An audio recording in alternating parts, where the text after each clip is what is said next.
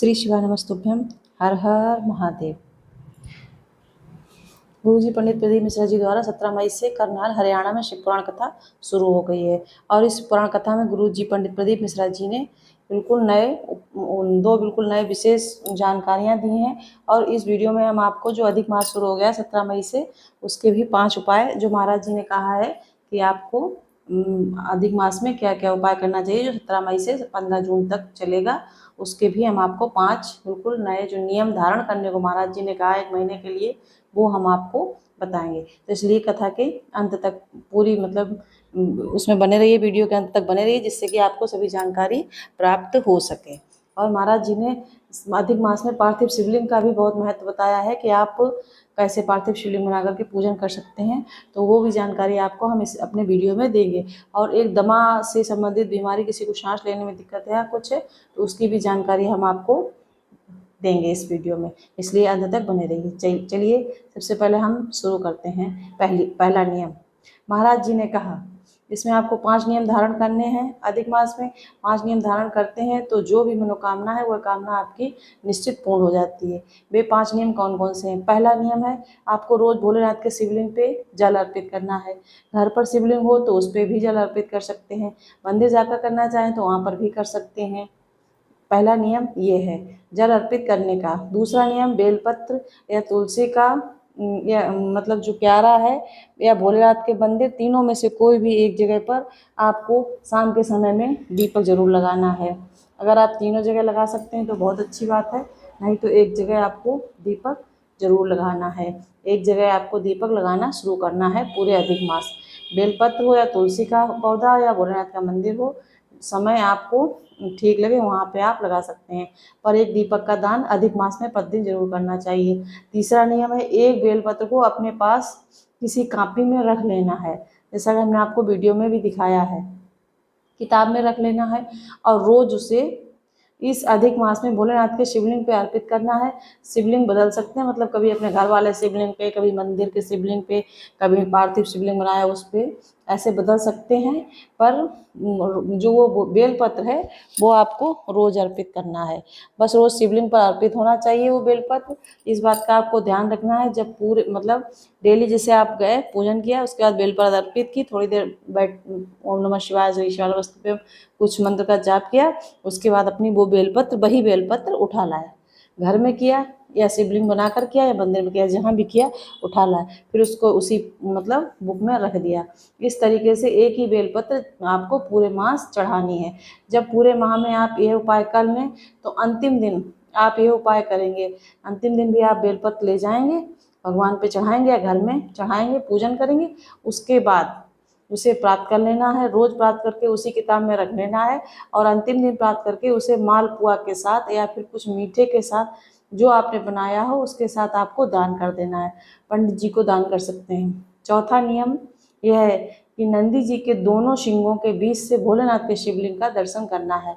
ऐसा करने से अंतिम समय तक आपको कभी कोई बड़ी बीमारी नहीं होती है, क्योंकि ये ज्येष्ठ का अधिक मास है। अधिक मास से आप ये उपाय इस महीने जरूर करें। काफ़ी सरल और आसान उपाय है, सरल और आसान नियम है, जरूर धारण करें। 5वां और अंतिम नियम है, प्रदोष काल में शाम का समय जब सूर्यास्त हो रहा हो, 45 मिनट पहले से 45 मिनट बाद तक प्रदोष काल का समय कहलाता है। उसी बीच आपको भोलेनाथ के मंदिर में या फिर जिस स्थान पर आप खड़े हैं वहीं पर खड़े खड़े, या फिर आप अपने घर पे हैं तो जब शाम को नहीं संजवाती करते हैं, आरती वगैरह करते हैं, बैठे बैठे किसी भी स्थिति में आप उस स्थिति में बैठे बैठे खड़े खड़े आप 5 बार या 11 बार 21 बार श्री शिवाय नमस्तुभ्यम बोल सकते हैं, या फिर नमः शिवाय ओम बोल सकते हैं, या फिर ओम नमः शिवाय बोल सकते हैं। किसी भी एक मंत्र का आप जाप कर सकते हैं। आपको सिर्फ 5 बार करना है, यही बहुत है।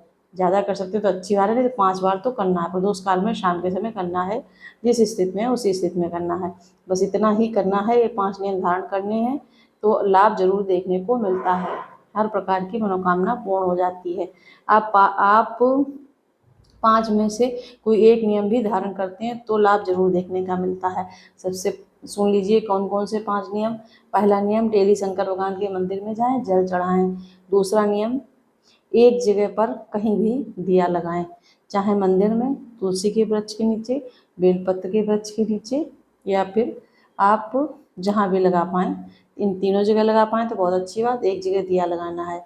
तीसरा है कि आपको एक बेलपत्र लेनी है जो डेली शिवलिंग पे, घर के शिवलिंग, मंदिर के शिवलिंग या फिर दूसरी जगह के मंदिरों की कहीं भी, मतलब पहले दिन एक बेलपत्र लेके जाना है आपको। अगर आपका एक दिन छूट गया है तो कोई बात नहीं, आज से आप ये उपाय कर सकते हैं, तब भी आपका फल उतना ही मिलेगा। चढ़ाई, फिर पूजन किया, उठा लाए अपनी रामायण में किसी भी पूजा की पुस्तक में रख ली, दूसरे दिन फिर उसी बेलपत्र को चढ़ाया, फिर रख ली थे। इस तरीके से आपको 30 दिन तक करना है। जब 15 जून को आखिरी दिन है, उस दिन आपको चढ़ानी है, पूजन करना है। उसके बाद में कुछ मीठे के साथ पुआ बनाएं, वैसे पुआ दान किए जाते हैं, या और भी कुछ उसके साथ रख के किसी ब्राह्मण को दान कर दें। ये हो गया तीसरा नियम। चौथा नियम, नंदी के दोनों कानों के बीच से शंकर भगवान को देखें। ये है चौथा नियम। पांचवा नियम ये है, प्रदोष काल में आपको जो है भगवान का, कहीं भी बैठे हों, दुकान पे हों, घर में हों, खाना बना रहे हो, प्रदोष काल में, प्रदोष काल क्या होता है, जो सूर्यास्त होता है उससे 45 मिनट पहले और 45 मिनट बाद का जो समय होता है वो प्रदोष काल कहलाता है। उस समय आपको 5 बार श्री शिवाय नमस्तुभ्यम, नमः शिवाय ओम, या ओम नमः शिवाय, जो भी आप मंत्र जाप कर सकें वो जाप करें। ये उपाय महाराज जी ने 5 बताए हैं। अब आइए आगे चलते हैं। आप 17 के गुरु जी ने एक और नया उपाय बताया जो कि बच्चों से संबंधित है। घर के बच्चे बार बार बीमार पड़ रहे हैं, सांस की प्रॉब्लम है, कफ या फिर किसी भी प्रकार की स्वास्थ्य संबंधी परेशानियां चल रही हैं, तो सबसे पहले डॉक्टर को दिखाना है, डॉक्टर का पूरा ट्रीटमेंट लेना है, डॉक्टर जो कहें वह सभी चीज़ें आपको करनी है। और इसके साथ ही साथ एक छोटा सरल और आसान उपाय करना है, पर उपाय आप रोज़ नहीं कर सकते हैं, इस बात का ध्यान रखें। यह उपाय सिर्फ और सिर्फ अधिक मास की सप्तमी तिथि को किया जाता है, सिर्फ अधिक मास में किया जाता है, इस बात का भी ध्यान रखें। इसलिए गुरु जी ने विशेष रूप से कहा है इस उपाय को कभी भी ना करें, सिर्फ अधिक मास की सप्तमी तिथि को करें। 2 बार, जो 2 बार आएगी इस अधिक मास में, तो किसी भी कृष्ण पक्ष की या शुक्ल पक्ष की, दोनों में से किसी भी सप्तमी में आप ये उपाय कर सकते हैं। बच्चा बीमार है तो आपको एक बेलपत्र लेना है और एक छोटा पीपल का पत्ता लेना है। दोनों को सप्तमी तिथि में पिपलेश्वर महादेव का नाम लेकर भोलेनाथ के शिवलिंग पे अर्पित करना है। वापस प्राप्त करके बच्चे के घर में, मतलब बच्चा का जिस घर का बच्चा है, फिर उसको, आपके घर का है तो आपके घर में, या किसी और का है तो उस और के घर में, जिसके लिए भी आप कर रहे हैं, बेलपत्र को अपने घर पे कहीं पर भी रख दें। पीपल के पत्ते और बेलपत्र को इकट्ठा ही रख दें। भगवान के मंदिर में रख देंगे तो भी काफ़ी अच्छी बात है, एक प्लेट में रख दें, बस इतना ही करना है। गुरु जी ने कहा कि लाभ जरूर देखने को मिलेगा, स्वास्थ्य में सुधार देखने को मिलेगा। वीडियो में बताई गई जानकारी अगर आपको थोड़ी भी उपयोगी लगी हो तो आपको हमें कमेंट करके बता सकते हैं। उसके अलावा महाराज जी ने एक उपाय पिछले साल की कथा में बताया था कि अधिक मास की जो पंचमी होती है, अब अगर आपको पंचमी सप्तमी नहीं पता है तो आप हमें कमेंट कीजिए, तो हम आपके लिए शॉर्ट्स डाल देंगे उसके लिए। अधिक मास की पंचमी को एक उपाय करना है, लक्ष्मी प्राप्ति उपाय, धन प्राप्ति उपाय।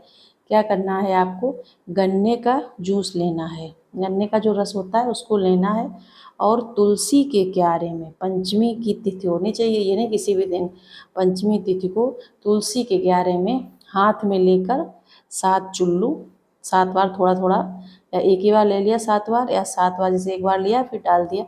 अगर आपको इसकी पूरी शॉर्ट्स में, तो फिर हम वीडियो आपको शॉर्ट्स बना के डाल देंगे। अगर आपको ऐसे नहीं समझ में आ रहा है तो आप हमें बताना, तो हम शॉर्ट्स डाल देंगे।